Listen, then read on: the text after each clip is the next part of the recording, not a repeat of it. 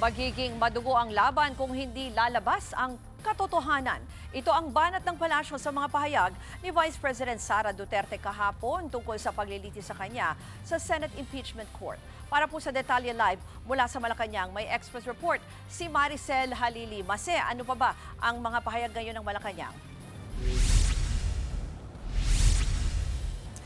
Ruth, alam mo, kabilang doon sa mga inalmahan ni Palace Press Officer Claire Castro ay yung naging pahayag ng kampo ni Vice President Sara Duterte daan sa impeachment trial kahapon. Dahil nga ipinupunto nila na masasayang naman yung 32 million votes na napunta kay VP Sara Duterte nung nakaraang eleksyon. Pero ang sinasabi ni Yuse Claire Castro, hindi na lohikal itong ganitong klase ng argumento. Kahit ba raw makakuha ka pa ng 100% ng votes, ibig daw bang sabihin nito, hindi na rin hahabulin yung isang opisyal ng pamahalaan kahit pamasangkot sa katiwalian. Pero bukod dyan, binigyan din ng reaksyon ng Malacanang yung naging pahayag nga ni Vice President Sara Duterte nang sandali itong bumisita sa Senado kahapon kung saan ay nabanggit nga niya yung mga katagang bloodbath. Ang sabi ni Yuse Claire Castro, maganda naman nga, nagpunta sa Senado etong si VP Sara Duterte pero wala man lang daw ibinigay na kahit na anong pagtanggi o denial doon sa mga akusasyon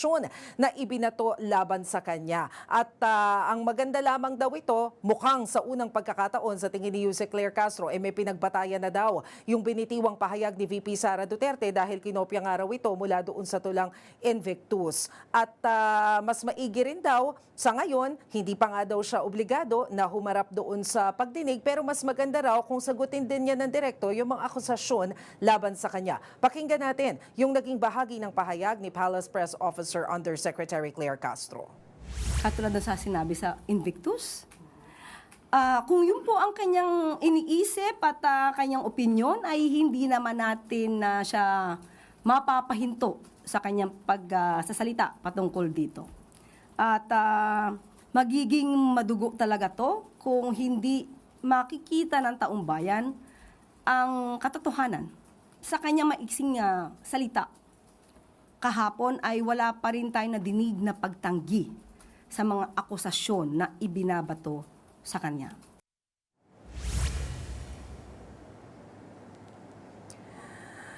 Ruth, nagkomento nga rin ang Malacanang tungkol doon sa naging pahayag ni Senadora Pia Cayetano kung saan doon sa diskurso nila sa Senado ay sinabi nitong bakit hindi na lamang magpatawag ng special session ng Malacanang. Total ay pinapabura naman daw ng Pangulo ang majority ng Senado.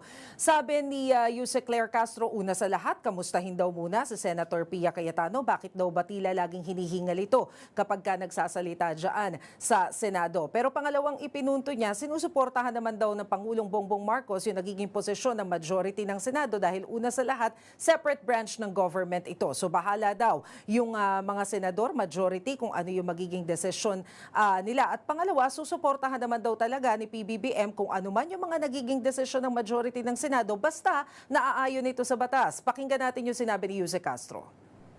Gusto po nating kamustahin si Senator Pia Cayetano. Kamusta na po ba, Senator Pia Cayetano? Dahil sa tuwing nagsasalita siya very recently, ay lagi siyang parang hinihingal.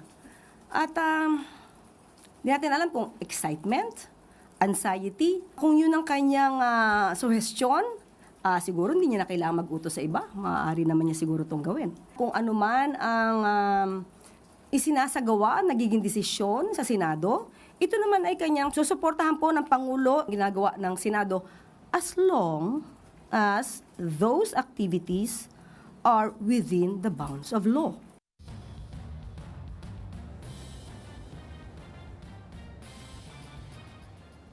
Pagkatapos nga nitong mga pagbibigay ng pahayag na ito ni Yuse Castro, inanunsyo niya yung mga bagong appointees ni Pangulong Bongbong Marcos at kabilang nga sa mga bagong talaga ay si dating Interior Secretary Benher Abalos. In-appoint ito ng Malacanang bilang bagong Cabinet Secretary ni Pangulong Bongbong Marcos.